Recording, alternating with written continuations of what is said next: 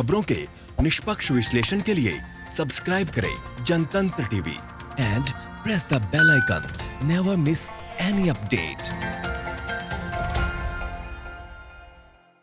नमस्कार, स्वागत है आपका। आपके साथ मैं हूं भून शर्मा। बिहार चुनाव से जुड़ी हमारी इस खास कवरेज में आपका स्वागत है। बिहार में मतदान संपन्न होने के बाद उम्मीदवारों की किस्मत को मतदाताओं ने ईवीएम में कैद कर दिया। बिहार की 243 सदस्यीय विधानसभा के लिए इस चुनाव में कुल 3733 उम्मीदवार मैदान में हैं। अब सभी को 10 नवंबर का इंतजार है, जब सभी सीटों के नतीजे आएंगे। हालांकि चुनाव परिणाम से पहले अलग अलग चैनल्स ने अपने एग्जिट पोल दिखाए हैं।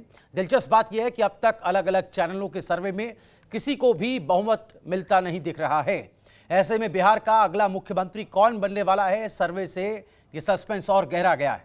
अगर बात की जाए एनडीए की, तो एग्जिट पोल्स में महागठबंधन एनडीए से काफी आगे निकल चुका है। एग्जिट पोल्स में जहां एक और जेडीयू को नुकसान हो रहा है, तो वहीं दूसरी तरफ आरजेडी को बढ़त मिलती दिख रही है। एग्जिट पोल्स के मुताबिक बीजेपी को काफी बढ़त मिलती दिख रही है, लेकिन महागठबंधन इन एग्जिट पोल्स में सबसे आगे है। हालांकि सवाल यह है कि क्या एग्जिट पोल्स के आंकड़े जो अनुमान है, क्या वो नतीजों में बदल पाएंगे या एग्जिट पोल्स फेल साबित होंगे? ये अब 10 नवंबर को ही पता चल पाएगा। तो बीजेपी और कांग्रेस, एक तरफ हम कहें कि एनडीए और दूसरी तरफ महागठबंधन, इस तरह से आमने सामने।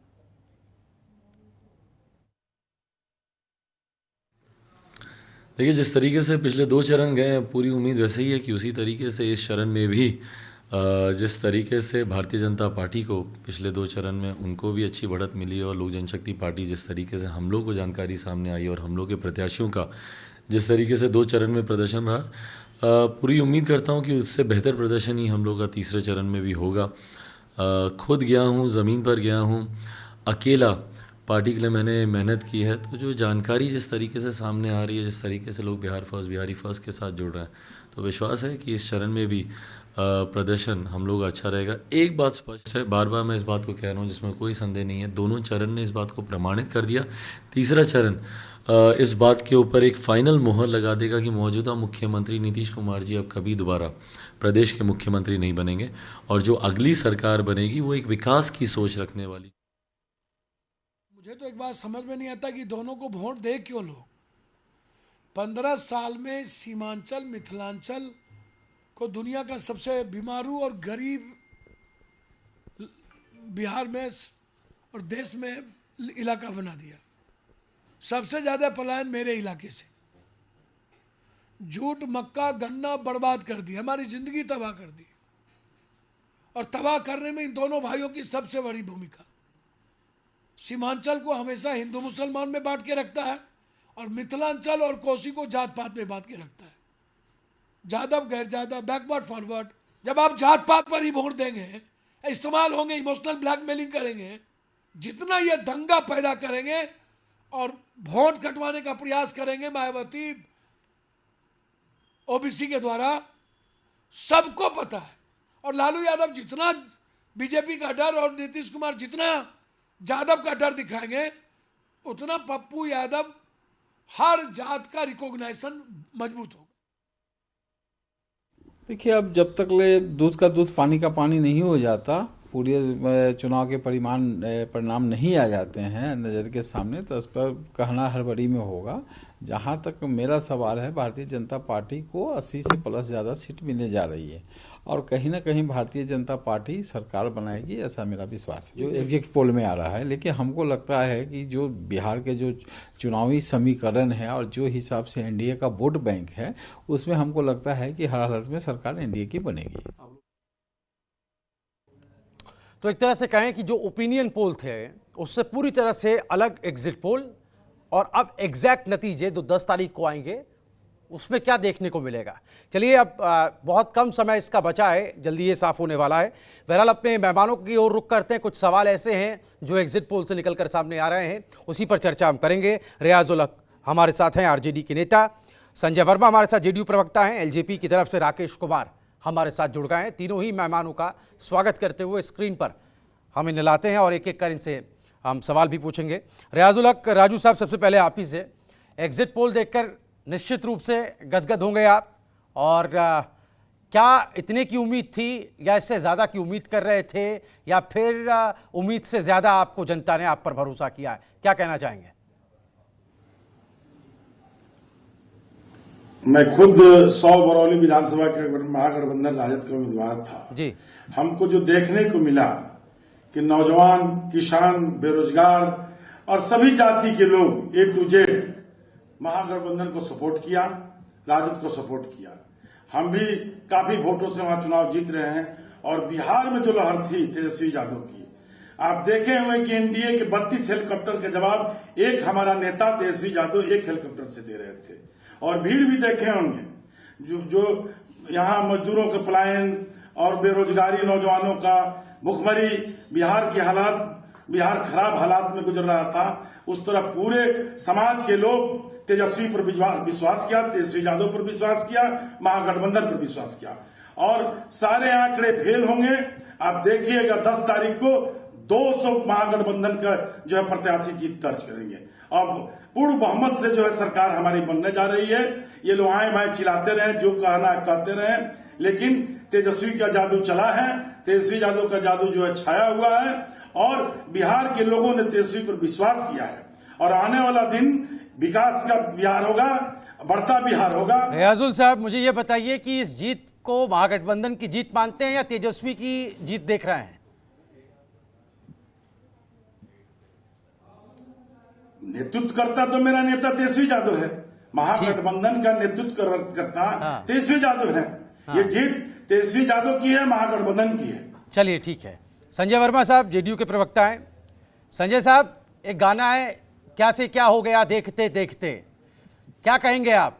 बड़ी उम्मीदें थी, एक चेहरा, बहुत पॉपुलर चेहरा, 15 साल शासन करने वाला चेहरा, सुशासन बाबू के नाम से पहचाने जाने वाला चेहरा, क्या हो गया कि अपनी ही पार्टी का ग्राफ नीचे जाते भी देख रहे हैं और खुद की लोकप्रियता पर भी सवाल उठ रहे हैं? किसे दोषी मान रहे हैं? ये तो एग्जिट पोल के आधार पर कह रहे हैं ना। हाँ, आपका जो एग्जिट पोल है वो टोटल बोगस है। मेरा नहीं है सर, ये 5 एजेंसियों का एग्जिट पोल है और हर पोल, हाँ, हर पोल का ये पोल ऑफ पोल्स मैं दिखा रहा हूँ। जिन एजेंसियों ने ये किया है वो टोटल मैं मानता हूँ बोगस है। हाँ। 2015 को आप याद कर लीजिए, 2015 में जिन भी एजेंसियों ने एग्जिट पोल दिखाया था वो सारे एग्जिट पोल फॉल्स और बेबुनियाद नजर आए। मैं केवल बता देना चाहता हूं कि 10 तारीख को 1 बजे के बाद राजद के और महागठबंधन के नेता आरोप लगाते फिरेंगे कि ईवीएम मशीन में गड़बड़ी हो गई इसलिए ऐसा हुआ है। मैं बता देता हूं दावा के साथ, सुन लीजिएगा। 2015 में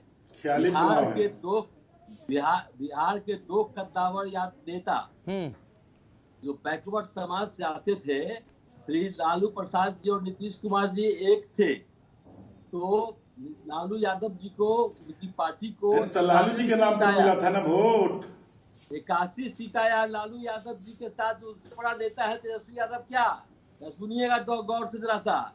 और आज नीतीश जी का ये लड़ाई, संजय वर्मा जी, आप माने ना माने, भले ही आप विरोधी दल हैं, लेकिन नहीं विरोधी दल नहीं है। क्यों विरोधी दल नहीं है आप? सुनिएगा ना। हाँ, नहीं, मैं ये कहना चाहता हूँ, इस पूरे तस्वीर को देखकर, इस पूरे दृश्य को देखकर, लड़ाई तो शायद आरजेडी के भीतर इस बात की भी थी कि लालू के साय से निकलकर कैसे तेजस्वी अपने आप को स्थापित करते हैं। तो एग्जिट पोल पर हम बात कर रहे हैं, जाहिर है ये अनुमान है, लेकिन एक तस्वीर ये उभर रही है कि तेजस्वी ने अपनी एक पहचान बनाई है। सरकार किसकी बनेगी नहीं बनेगी आगे का सवाल है। मैं आऊंगा आपके पास, धैर्य रखे, वापस आता हूं। हमारे साथ राकेश कुमार भी एलजेपी के। राकेश कुमार जी, बहुत स्वागत है आपका। राकेश जी, लगातार हम कई खबरें देख रहे हैं, अलग अलग राजनीतिक पंडितों के अपने अपने परसेप्शन हैं, अपने अपने ओपिनियंस हैं। एग्जिट पोल पर जो लोगों का मन बन रहा है, एलजेपी को लेकर के, एलजेपी की भूमिका को लेकर के एक बात कही जा रही है। चिराग पासवान ने खुद को हनुमान बताया प्रधानमंत्री मोदी का, और उन्होंने कहा कि उनके मन में मोदी जी बसते हैं। और अब लोग तंज कस रहे हैं या मजे ले रहे हैं, एक तरीके से हम हल्की भाषा में कहें तो कह रहे हैं कि एक हनुमान ऐसे थे जो लंका जला करके आए थे, इन्होंने तो अयोध्या में ही आग लगा दी।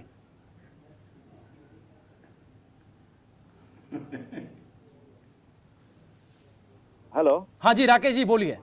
हाँ, मैं भुवनेश्वर जी एक चीज बताना चाहता हूँ कि एक आपने कहा कि स्टार्टिंग में जेडीयू के जो प्रवक्ता है उनसे आपने पूछा देखते देखते क्या हो गया। बिल्कुल सही आपने कहा, कहीं से कमी नहीं रही, बिल्कुल सही कहा।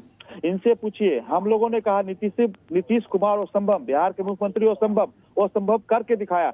मुझे 60 सीटों पे इनके साथ मेरा पूरा टक्कर है, 60 सीटों पे, और मेरा मकसद था कि बिहार के मुख्यमंत्री अगला नीतीश कुमार नहीं होंगे। क्यों कि इन्होंने शराबबंदी में जो काम किया, सृजन घोटाला जो इनके ऊपर आरोप लगने वाले हैं, 7 निश्चय में जो काम किया, सारे घोटालों का सरकार रही। 5 साल में जाते जाते नीतीश बाबू ने धमदाहा की धरती पे उन्होंने अपनी विदाई समूह में कहा कि मैं आप यहाँ पे नहीं करना चाहता हूँ, मैं अपने राजनीतिक कैरियर से हटना चाहता हूँ। क्यों हटना चाहते हो भाई? 15 साल तुमने सरकार चलाया और आज कहते हो मैं हट जाऊंगा। क्यों हटोगे भाई? 5 साल आपने सरकार चलाया, क्यों हटोगे भाई? वहाँ आप कहते कि लालू जी ने क्या क्या, लालू जी ने क्या क्या भाई, उनको हम लोग रांची थोड़ी पूछने जाएंगे, हम आपसे पूछेंगे, आपकी सरकार से पूछेंगे आपने काम क्या किया। और दूसरी बात रही इनकी बात नीतीश बाबू की, चिराग पासवान को अगर ये मना लेते तो आज बिहार के मुख्यमंत्री होते। इन्होंने मनाने की कोशिश नहीं की, कहीं ना कहीं इनके अंदर कमी थी, इनको घमंड था, चकनाचूर हो चुका है। आने वाला समय में 10 तारीख को आप देख लीजिएगा। हमें खुशी इस बात की है, हमें जनता के बीच में मेरा एक सवाल था आपसे, शायद वो सवाल आप इधर उधर आप उनके बात पर आपने जवाब दे दिया, लेकिन मेरे सवाल पर जवाब नहीं दिया। मैं ये कह रहा हूं कि हम इसको थोड़ा मॉडिफाई करते हैं। क्या घर के चिराग से एनडीए के कुनबे में आग लगी है? क्या आज जो हालात जेडीयू के दिख रहे हैं एग्जिट पोल में, क्या एलजेपी ने नीतीश की नैया डुबोई है? क्या हम ये मानकर चलें? क्या आपको ऐसा लगता है राकेश जी? भुवनेश्वर जी आप बिल्कुल सही कह रहे हैं, कहीं नहीं दूर से आप बिल्कुल सही कह रहे हैं। चिराग ने एनडीए में आग नहीं लगाया, हाँ। चिराग ने जेडीयू के घर में आग लगाया, एनडीए के घर में नहीं आग लगाया। चिराग जी तो हनुमान है ही है। हम तो आज भी कह रहे हैं भाजपा आदरणीय प्रधानमंत्री हमारे नरेंद्र मोदी जी हमारे राम है। हम लोग अयोध्या वाले राम को मानते हैं। मैं खुद को कह रहा हूँ कि हनुमान जो है भगवान श्री राम हनुमान के दिल में बसते हैं। जेडीयू के लंका में आग लगाना था, हम लोगों ने जेडीयू के लंका में आग लगा दिया। तो जिस केवट की नाव में आप कह रहे हैं मोदी जी सवार थे, राम जी आप बता रहे हैं, तो उनके बारे में क्यों नहीं सचेत किया आपने, और क्यों उनको कन्विंस नहीं कर पाए आप? और उनके खिलाफ अगर वो उनके साथ थे तो उनको आपने क्यों नहीं जगाया? हम लोगों ने कहा, चलिए ठीक है, कल सुनिए ना भुवनेश्वर जी मेरी बात सुन लीजिए। कल हम लोगों ने ट्वीट भी किया, हम लोगों ने भाजपा से भी कहा कि जेडीयू को जो नीतीश कुमार जी बिहार के मुख्यमंत्री हैं उनको मुख्यमंत्री का चेहरा मत बनाइए, और किसी और को चेहरा बनाते हम आपके साथ हैं। लेकिन इन्होंने क्या किया, अपना चेहरा दिखाने के लिए भाजपा को भी, सुशील मोदी जी को यहाँ तक कहते रहे कि आप हमारा नाम लीजिए और हमारे बारे में तारीफ कीजिए। यही तो बात है कि आप पर एतबार क्यों नहीं हुआ। चलिए बहुत सारे सवाल हैं और वक्त हमारे पास है अभी, अब छोटे से एक ब्रेक के लिए रुकते हैं। आप तमाम मेहमान हमारे साथ बने रहिए। बिहार चुनाव के नतीजे 10 तारीख को आएंगे, लेकिन फिलहाल बात एग्जिट पोल के अनुमानों पर, जिसको लेकर लगातार कई सारे कयास पहले से लगाए जा रहे थे। ओपिनियन पोल से ठीक उलट हमें एग्जिट पोल दिखाई दे रहे हैं, तो एग्जैक्ट नतीजे अब कितने अलग होंगे इसका इंतजार रहेगा।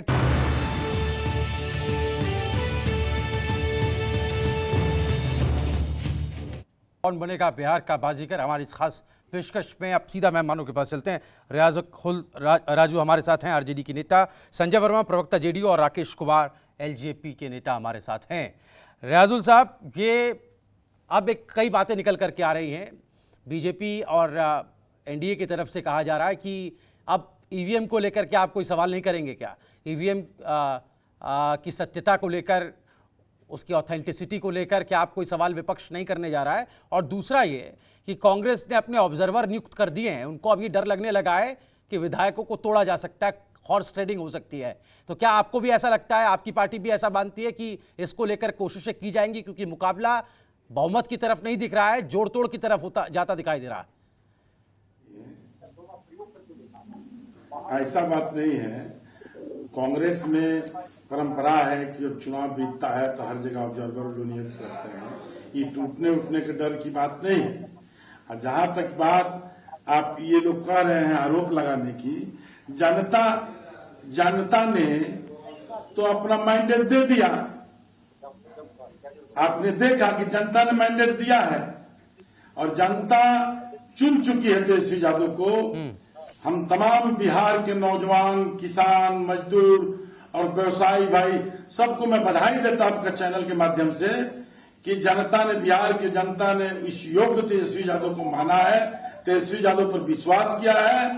सारे छात्रों से लेके, मजदूरों से लेके, किसानों से लेके और तमाम व्यवसायी लोगों ने जो है तेजस्वी यादव का अपना नेतृत्व कबूल किया है और महागठबंधन के नेतृत्व करके आज जो खलबली इन लोगों में मची हुई है, देखिएगा 10 तारीख को कोई टीवी पर नहीं मिलेगा आपको बात करने वाला। प्रदेश अध्यक्ष डॉक्टर संजय जायसवाल बीजेपी के प्रदेश अध्यक्ष हैं, उनका एक स्टेटमेंट आया है, रियाजुल साहब, उनका एक स्टेटमेंट आया है बीजेपी के प्रदेश अध्यक्ष का। डॉक्टर संजय जायसवाल साहब ये कहते हैं कि जो एग्जिट पोल है ना, ये उच्च और मध्यम वर्ग के लोगों से जुड़ा हुआ है, जो निम्न और गरीब तबका है उनका मत इसमें शामिल नहीं होता है, लिहाजा हम इस पर एतबार ही नहीं करते और 2015 का वो उदाहरण देते हैं। ये इस दलील पर क्या कहना चाहते हैं आप? अपना आए तो अपना आए तो वाह, और दूसरे का आए तो अब हाथ, एक देहात में कहावत है कि हाथ आरसी तो कंगन क्या। अब तो मात्र जो है 70-72 घंटा की बात है और जो है परसों काउंटिंग है और कल भर की बात है। थोड़ा दिल थाम के बोल रहे हैं ना रात में और कल दिन में। चलिए जवाब ले लेते हैं संजय वर्मा जी, क्या रिएक्शन है आपका? रियाजुल साहब जो कह रहे हैं उस पर क्या प्रतिक्रिया देना चाहते हैं आप? रियाजुल साहब जो बोल रहे हैं, हाँ, वो बेबुनियाद बात बोल रहे हैं। हमारी बात तो भुवन जी आप सुन नहीं रहे हैं। बताएं। मैंने बताया आपको कि 2015 में बिहार के 2 पिछड़े कद्दावर नेता एक साथ थे, तो 81 सीट राजद को आया था। आज उपेंद्र कुशवाहा अलग लड़ रहे हैं, पप्पू यादव अलग लड़ रहे हैं, ओवैसी साहब अलग लड़ रहे हैं, नीतीश कुमार जी अलग लड़ रहे हैं। तो इनको ये 150 15 में वो लोग नहीं थे, 15 में वो लोग नहीं थे। 2015 में तेजस्वी 15 में सिर्फ जेडीयू और आरजेडी और कांग्रेस था। कांग्रेस भी साथ में था, तब तो इनको सीटें नहीं आया। लालू जी बड़े नेता नहीं थे तो कैसे आ गया?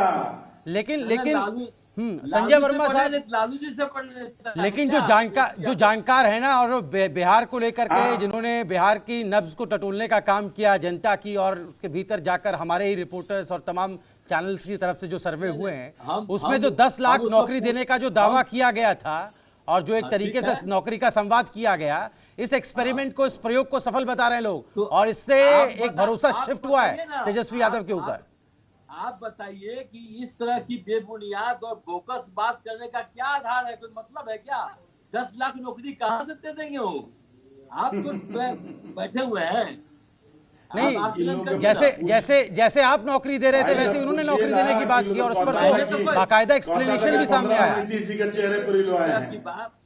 क्या एनडीए ने नौकरी, बीजेपी ने नौकरी देने की बात नहीं की?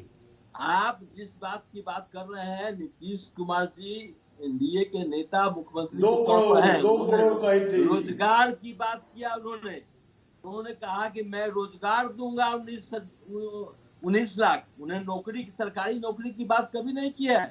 भारतीय जनता पार्टी, हमारे नेता ने कहा नौकरी दूंगा, नॉट रोजगार। 10 लाख नौकरी। इस बार तो बारी बताने की थी कि कितनी नौकरियां आपने दी हैं। ये वादा करने का वक्त नहीं था। यही तो सरकार की तो यही जिम्मेदारी थी। आप बता रहे हैं कि 15 साल बाद आप 19 लाख नौकरियां देंगे या रोजगार पैदा करेंगे, तो सवाल तो आप पे उठेंगे ना। चलिए ठीक है, नहीं इधर उधर की बात मत कीजिए। राकेश कुमार साहब, आप आइए बीच में। चिराग पासवान का अगला स्टैंड क्या होगा? अगर जिस तरीके से एग्जिट पोल अनुमान दिखा रहा है और आपके खाते में बमुश्किल 3, 4, 5 की संख्या जो है सीटों की दिख रही है, और अगर आगे इस तरह की स्थिति बनती है कि सपोर्ट देकर मजबूत करने की किसी सरकार को, क्या रुख रहेगा आपका?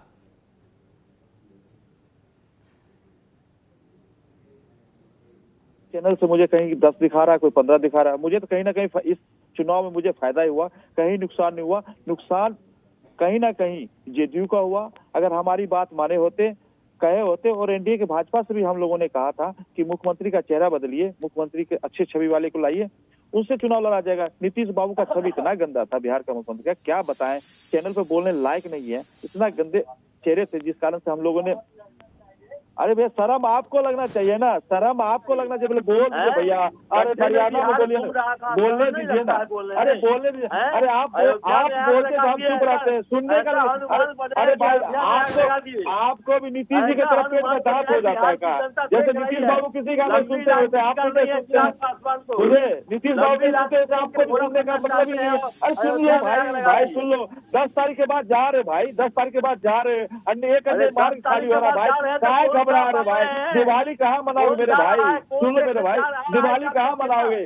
अरे दिवाली बनाने लायक बिहार की जनता नहीं छोड़ा, एक अन्य बार खाली हो रहा, कहाँ घबरा रहे भाई? आराम से रहो ना भैया, आराम से रहो। बिहार विकास चाह रहा है, तुम्हारी बातों को तो ध्यान नहीं देगा, बिहार के मुख्यमंत्री की बातों को ध्यान नहीं देगा। बिहार के नौजवान विकास चाह रहा है, रोजगार चाहिए, मुझे पलायन रोकना चाहिए। कोरोना में आपने काम क्या किया?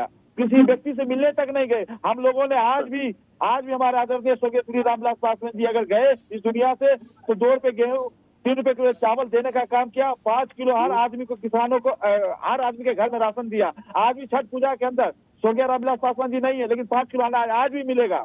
आपने काम क्या किया? जनता को ठगने का काम किया। और यही मुझे लगता है आप जो कह रहे हैं राकेश कुमार, मैं वापस आप तीनों के पास आऊंगा। मैं चाहूंगा कि आप हमारे साथ बने रहें, एक सेगमेंट और है, ब्रेक के लिए रुक रहे हैं, लेकिन जब लौटेंगे जाहिर सी बात है जो हम शुरू से कह रहे हैं कि नीतीश कुमार की जो सत्ता की कुर्सी है उसके पाए हिलाने का काम हुआ है एलजेपी के द्वारा, चिराग पासवान के द्वारा, और तकरीबन 30 से 40 सीटें ऐसी हैं जहां पर पूरी तरह से खेल बिगाड़ने का काम एनडीए का किया है चिराग पासवान की पार्टी ने। हालांकि और भी दूसरे फैक्टर हम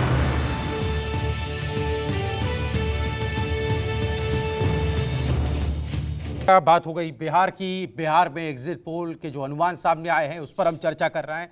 3 खास मेहमान हमारे साथ इस वक्त बने हुए हैं।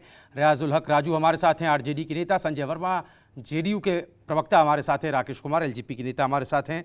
और संजय वर्मा जी, आप ही के पास में आ रहा हूँ। केंद्रीय मंत्री अश्विनी चौबे ने एक बयान दिया एक न्यूज़ चैनल से बातचीत करते हुए थोड़ी देर पहले, जिसमें वो कह रहे हैं कि नीतीश तो दिल्ली में भी फिट हो जाएंगे, अति पिछड़ा या सवर्ण चेहरा ही उसको ही कमान दी जाए। तो इस तरह की जो बातें अगर सरकार बनती है तो कि वो बात कह रहा है, तो क्या माना जाए भीतर ही भीतर? क्या इस पर अब चर्चा चल रही है और एलजेपी का जो दांव था कहीं ना कहीं वो सही साबित होता दिख रहा है? सब बातों पर कोई चर्चा करने की जरूरत नहीं है। अश्विनी चौबे जी क्या बोल रहे हैं, उनकी बातों को कितना गंभीरता से भारतीय जनता पार्टी और बिहार के लोग लेते हैं, ये सब लोग जानते हैं। पार्टी का नेतृत्व करता प्रधानमंत्री श्री नरेंद्र मोदी जी हैं और अमित शाह जी हैं, और पार्टी के राष्ट्रीय अध्यक्ष है। वो कोई बात बोलते हैं तो बात समझ में आती है, और बिहार के रहने वाले हैं, बहुत तरह की बातें होती हैं, उस पर आपको कुछ करना नहीं है, कोई टिप्पणी नहीं करना है। लेकिन इसलिए उनकी बात पे हम लोग थोड़ा सा चर्चा कर रहे हैं क्योंकि चुनावी कैंपेन के दौरान वो भी लास्ट में हमने देखा कि जो पोस्टर प्रधानमंत्री मोदी के लगाए गए थे पटना और दूसरे क्षेत्रों में, हमने वो पोस्टर्स देखे थे, उसमें नीतीश कुमार कई पोस्टर्स से गायब थे।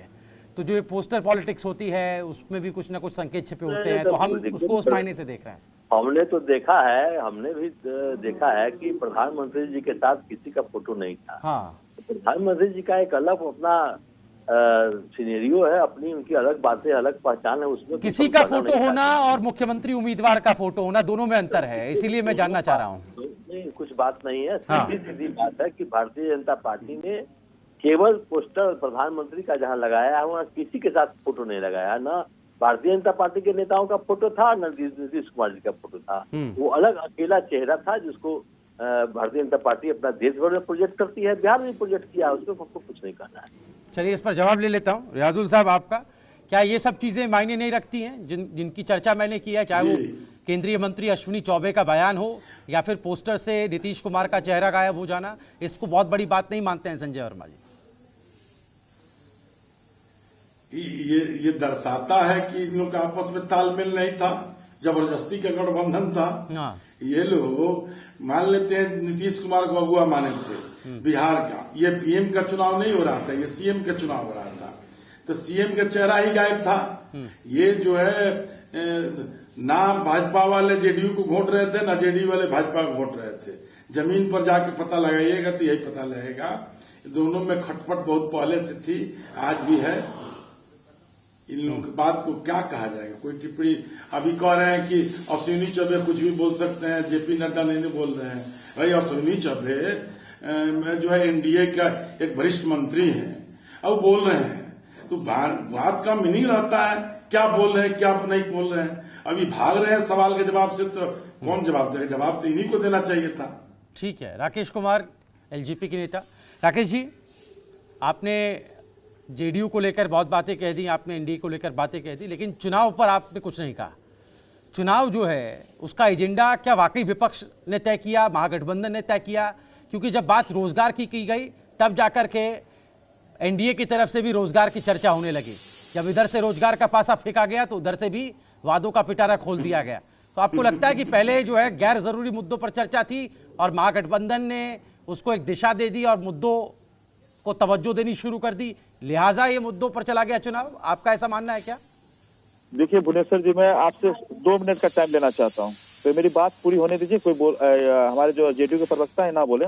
मैं कहना चाह रहा हूँ कि जब हम लोग चुनाव में जा रहे थे तो हम लोगों ने भाजपा के एनडीए के घटक दल में बोला था कि नीतीश जी का चेहरा बदलिए, पहला नंबर। दूसरा नंबर, एक हम लोगों ने बिहार फर्स्ट बिहारी फर्स्ट का डॉक्यूमेंट तैयार किया था जिसमें 4 लाख लोगों से राय शुमारी की थी, जिसमें हम लोगों ने कहा था कि बिहार में आज भी देखिए 100 नंबर पे कॉल नहीं लगती, 102 नंबर पे कॉल नहीं लगती, शिक्षा व्यवस्था खराब था। सारी चीजों को लेके हम लोगों ने इनसे बात की कि हम लोग जनता के बीच में जाएंगे, तीनों लोग जनता के बीच में जाएंगे। हमारा जो डॉक्यूमेंट्स होगा, जो हमारा मैनिफेस्टो होगा, एक ही होना चाहिए। भाजपा का अलग नहीं होना चाहिए, जेडीयू का अलग नहीं होना चाहिए, अन्ना लोजपा का होना चाहिए। ये तीनों का मैनिफेस्टो एक ही होना चाहिए और मैं जनता के बीच में जाऊंगा। तो हम लोगों का कहना था बिहार को फर्स्ट बिहारी फर्स्ट बनाने का काम सभी तीनों दलों को करना चाहिए था, लेकिन नीतीश बाबू को कहीं ना कहीं अपना चेहरा दिखाना था। उन्होंने अपना चेहरा दिखाने के चक्कर में हमें साइड करते चले गए और साइड हो गया, हम लोग साइड हो गए। हम लोगों ने नीतीश बाबू भाजपा से भी कहा नीतीश बाबू के चेहरे पर चुनाव लड़िएगा, कहीं ना कहीं आपको नुकसान होगा। आज देखिए हम लोग 70-80 सीटों पे जेडीयू के टक्कर में है, कहीं ना कहीं हम टक्कर दे रहे हैं इनको, पूरा का पूरा टक्कर देने। कहीं 500-700 अगर जीत हार होगी तो 500-700 से होगी। जेडीयू वहाँ आरजेडी जीतेगी, जहाँ जेडीयू है वहाँ आरजेडी जीतेगी। और हम लोगों ने हमेशा नीतीश बाबू को बोला गया, सुशासन बाबू को बोला गया कि 7 निश्चय पे जो काम हो रहा है, शराबबंदी है, महिलाओं को जो उत्पीड़न का मामला है, बहुत सारे घोटाले हैं, इसमें आप सुधार कीजिए और हम लोग अच्छा एक बिहार को आगे ले विकास की ओर ले जाना चाहते हैं। चिराग पासवान कभी नहीं बोला कि मैं नकारात्मक राजनीति करता हूँ, वो हर समय सकारात्मक राजनीति करने का काम किया। आज तेजस्वी यादव को भी बोला जाता है कि अगर बिहार में तेजस्वी यादव अगर बिहार को अच्छा ले जाने के लिए चाहते हैं तो हम उनके साथ हैं। हम लोग विकास की बात करते हैं, इनके तरह ये नहीं है कि हेलीकॉप्टर से दौरा किया, बाढ़ आया, बाढ़ का सोल्यूशन आज 15 साल में क्यों नहीं निकला मेरे भाई, 15 साल में क्यों नहीं निकाल पाया? शिक्षा का क्या आप ये कह रहे हैं कि सहयोग देने के लिए तैयार हैं? अगर सरकार बनाने में आपकी मदद लगेगी तो आप क्या महागठबंधन के साथ जाएंगे क्या? नहीं, महागठबंधन जाने के क्यों, हम लोग भाजपा मीन्स मतलब राम के साथ है हनुमान। तो भाजपा के साथ तो नीतीश भी है, जेडीयू भी है, अभी तक तो खड़ी है, आगे का पता नहीं। मैं आपको बता रहा हूँ, मैं अपने राष्ट्रीय अध्यक्ष के साथ एक दिन चिराग पासवान जी के साथ मैं हेलीकॉप्टर दौरा किया, क्षेत्र में गया, मैंने उनसे पूछा कि आपका क्या राय शुमारी है। उन्होंने बोला कि देखो राकेश, मैं भाजपा के साथ हूँ, नीतीश कुमार मुख्यमंत्री नहीं बनेंगे, अगर मुख्यमंत्री का चेहरा कोई अच्छा सा आएगा नीतीश बाबू के छोड़ के, मैं उनको समर्थन करूंगा, चाहे वो जेडीयू से ही आए। हाँ, जेडीयू से आए, अच्छा चेहरा है, लेकिन ऐसा कोई चेहरा है ही नहीं जेडीयू के पास जो चेहरा निकाल के दें जो हम उसे मुख्यमंत्री माने। भाजपा के पास भी अच्छे चेहरे नहीं है। आपने देखा अश्विनी चौबे जी ने बोल ही दिया ना, आपको बोल ही दिया, सभी टीवी चैनलों पे बोल दिया कि मुख्यमंत्री लायक है नहीं। लेकिन इस बात को तवज्जो नहीं दे रहे हैं संजय वर्मा जी। वो कह रहे हैं कि उनकी बात का कितना वजन है ये सब कोई जानता है, हालांकि वो केंद्रीय मंत्री है। संजय वर्मा जी, फिर से क्या कहना चाहते हैं आप राकेश जी की बातों का? थोड़ा अगर आप कुछ कहना चाहें तो बताएं। स्पष्ट कर दिया कि अपने एजेंडे को लेकर के हनुमान गए थे अपने राम के पास। जब राम ने ही उनके एजेंडे को समाप्त कर दिया, नोटिस नहीं लिया, तो फिर नीतीश कुमार जी कहाँ यहाँ पर हैं? अभी तुरंत इन्होंने कहा है कि मैंने बिहार फर्स्ट बिहारी फर्स्ट का एजेंडा लेकर के अपने राम के पास गया था। उस राम ने स्वीकार ही नहीं किया इनके एजेंडे को, तो ये अपनी बात कहने लगे और चले आए लड़ाई करने के लिए, झगड़ा करने के लिए अयोध्या के लोगों से। अब यही तो इनकी स्थिति है, अपनी स्वीकार कर रहे हैं। ठीक है, अब बताइए इस तरह की बात एनडीए में है भी और नहीं भी है, तो आपको यदि इतना ही तमन्ना था तो राम मानते रहते। भारतीय जनता पार्टी जिस तरह से जेडीयू के खिलाफ आप चुनाव लड़े, 10-15 सीटों पर भाजपा के खिलाफ भी लड़ रहे हैं, तो कैसा राम भक्त हैं आप? इसीलिए हम कह रहे थे कि डैमेज कंट्रोल कर पाने में अभी तक नाकाम है एनडीए। और जो एक पशुपेश और एक हम कहें कि गफलत की एक जो तस्वीर उभर करके आई थी, उसे कभी भी सुलझाने का काम नहीं किया गया। भुवन जी, कोई राजनीतिक दल अपने से एजेंडा चलाता है, व्यक्तिगत पार्टी का अपना एजेंडा चलाता है, उसमें किसी का नियंत्रण नहीं होता है। देखिए, लेकिन इसकी जिम्मेदारी किसकी थी? अगर आप एलजेपी पर आक्षेप लगा रहे हैं, अनुशासनहीनता का आरोप लगा रहे हैं, तो आपकी जिम्मेदारी थी कि आप उनको कॉन्फिडेंस में लेते। चलिए ठीक है, मेरे पास वक्त कम है, 2 मिनट आखिरी के बचे हैं। रियाजुल साहब को लाना चाहता हूं। रियाजुल साहब, अब बात हम करते हैं आखिरी। नहीं संजय जी, बिल्कुल वक्त नहीं है। चलिए ठीक है, फटाफट बोलिए। अब एक मैं कह रहा हूँ कि इस बात को तमाम मंचों से भारतीय जनता पार्टी के नेताओं ने कहा है कि कोई लोजपा से कोई नाता एनडीओ के चुनाव में नहीं है। चलिए ठीक है, जबरदस्ती आप रियाजुल साहब, अब हम बात करते हैं उस सीन की जो कि 10 तारीख के बाद दिखेगा। अगर बहुमत नहीं मिलता तो जो आप लोगों के साथ जो नेता थे ना, जो एक तीसरा मोर्चा बनाकर खड़े हो गए थे, जिनको आप पर यह आरोप भी लगता है कि आपने उनको तवज्जो नहीं दी, उनको साथ लाने की कोशिश नहीं की, अगर लाते तो फिर वैसा स्थिति नहीं होती, आप कॉन्फिडेंट में होते हैं। तो अगर सहयोग लेने की जरूरत पड़ेगी तो किन किन की उम्मीद है कि वो आपके पास आकर के सहयोग करें? आज भी पूर्ण बहुमत हमारी है, किसी जरूरत नहीं पड़ेगी। जनता ने पूर्ण बहुमत हमको दे चुका है, बहुमत से ज्यादा सीट दिया है। आपको 10 तारीख को मालूम होगा। चलिए, आप पूरी तरह से कॉन्फिडेंट है, आप पूरी तरह से 2015 में आप पूरी तरह से आश्वस्त है। ठीक है, बिल्कुल। राकेश कुमार जी, आखिरी क्या बात कहना चाहते थे आप बताएं। जरूरत नहीं पड़ेगी। राकेश जी, हम ये पूछना चाहते हैं जेडीयू वाले भाई से। राकेश जी 2015 में कांग्रेस और जेडीयू आरजेडी मिलकर लड़ी थी। राकेश जी कुछ कह रहे हैं, राकेश जी को सुन लेते हैं। राकेश जी, जेडीयू और कांग्रेस मिलकर लड़ी थी। नहीं ठीक है, मैं राकेश जी के पास जा रहा हूं। राकेश जी, पत्रकार बंधु, मीडिया के जितने भी लोग थे, जो बिहार के मुख्यमंत्री जी प्रेस कॉन्फ्रेंस कर रहे थे, सुशील बाबू को बार बार कहते थे कि आप बोलिए, कुछ बोलिए। इन्होंने लोजपा को, जिस तरह उपेंद्र कुशवाहा को खत्म करने का काम किया, इनके साथ जो सटा सबको इन्होंने खाने का काम किया। इन्होंने सोचा कि लोजपा को भी खा जाऊंगा। लोजपा वैसा लोजपा नहीं थे, लोजपा बहुत आगे नहीं चली, युवा लोजपा है। पासवान, हमारे आदरणीय स्वर्गीय श्री रामविलास पासवान जी की जो देन थी, अगर वो विचारों में आ जाते थे, लेकिन चिराग पासवान को आपने साथ ले जाना, उनकी बातों को अगर आप ध्यान नहीं दिया। नीतीश बाबू फोन नहीं उठाते थे, चिराग पासवान जी का फोन करते थे, फोन नहीं उठाते थे। एक काम क्या करते ना, आप आपस में बात बनती थी। इनकी हर मंशा थी कहीं ना कहीं लोजपा को खत्म कर दे, चिराग पासवान को खत्म कर दे। चिराग पासवान उस घर में दिया जलाने जा रहा जहाँ सदियों से अंधेरा था। हम लोगों ने हर समय न धर्म न जात की बात करें, विकास की, हर समय विकास की बात करते हैं। इनकी तरह हमें सत्ता में बने रहने की जरूरत नहीं है। ठीक है, बहुत शुक्रिया आपका तीनों ही मेहमानों को हमारे साथ जुड़ने के लिए। बिहार का चुनाव 10 तारीख को उसके नतीजे आने हैं। फिलहाल अनुमानों पर बहस जारी है। इसी के साथ इस पेशकश में इतना ही। खबरों का सिलसिला लगातार जारी है। खबरों के निष्पक्ष विश्लेषण के लिए सब्सक्राइब करें Jantantra TV and press the bell icon. Never miss any update.